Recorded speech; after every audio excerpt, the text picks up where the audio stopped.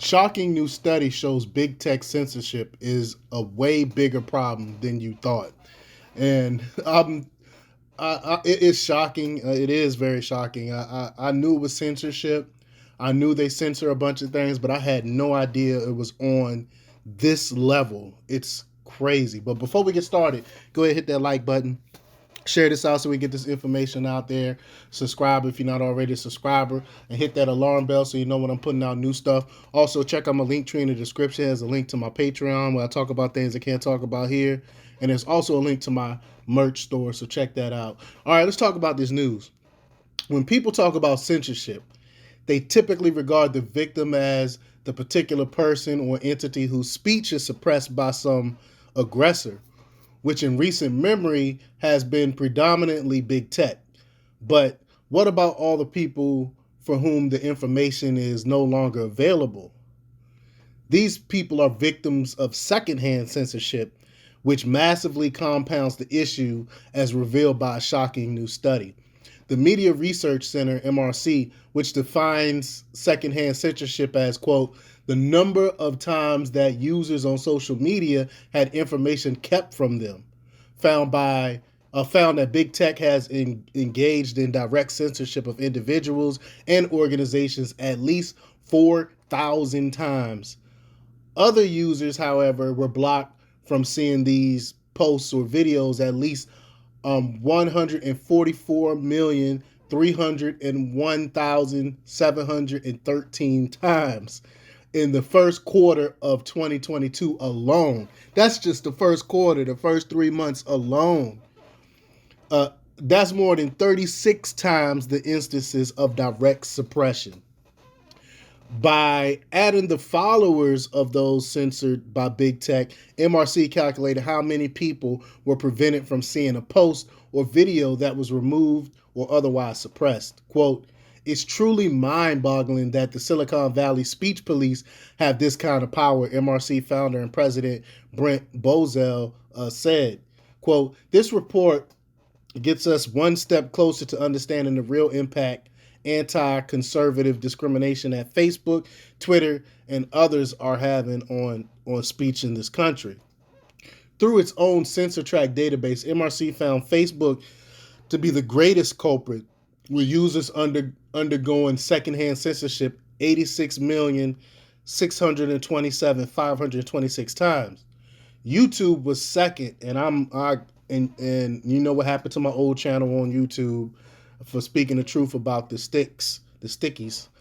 But YouTube second at 23,543,230, and Twitter was close behind at 17,665,054.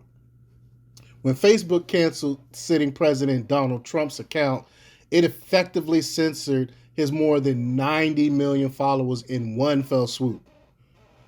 By suppressing conservative talk show host Dan Bongino's post about masks not working and to prevent the spread of stupid 19, YouTube secondhand censored his views 1,764,989 times.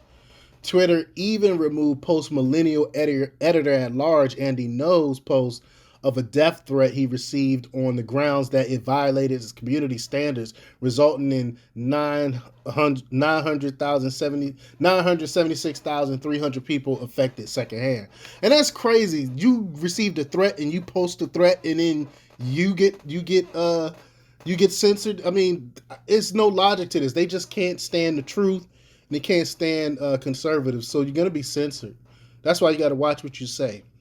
But what I mean by that is what you say, we might have to speak it differently so that way you can pass through all the stupid algorithm and stuff. But big tech has targeted war-related and allegedly violent posts the most, with 19 direct instances leading to 26,366,632 secondhand during the first quarter of 2022.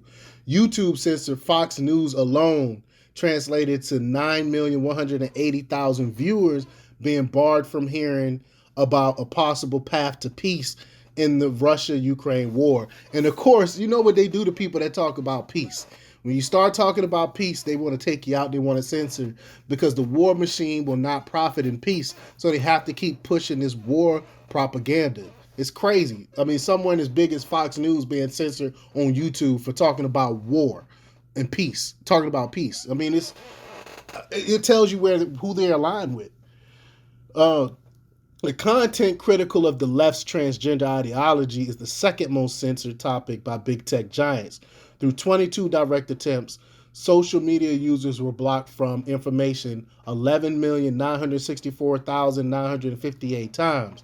Big tech nukes content regarding Stupid 19 and abortion as well by deactivating the grassroots group that planned to unite truckers from across the states to protest Stupid 19 restrictions. Facebook hindered their 137,000 followers from participating in organized protests. I don't understand why government is allowing this to happen. This should not be happening. How are you going to stop someone from protesting because you don't like their point of view? But Twitter blocked a report from Just the News, and I love Just the News, on a peer-reviewed, mind you, like Twitter, like Twitter know more than the study itself. These people are ridiculous. But a peer-reviewed Swedish study regarding the Pfizer stick effects on human DNA. Just the News founder John Solomon's 867,000 Twitter followers, and I'm one of them, were prohibited from seeing the March 3rd study. You can't even read a study. When Twitter locked the account of Crisis Magazine editor-in-chief Eric Sammons for a tweet critiquing abortion, his followers were affected secondhand 16,600 times. MRC's shocking study shows big tech censorship spree is not limited to individuals it target. It also affects their millions of followers who are barred from whatever information the leftist giants wants to squash. Like the Hunter Biden laptop comes to mind. You know, we know how they suppressed that until after the elections. But let me know what you think about all this tech censorship. Leave your comments down below. Like, share, and subscribe. And check out themarkrepublics.com for the latest in news. Until next time, peace.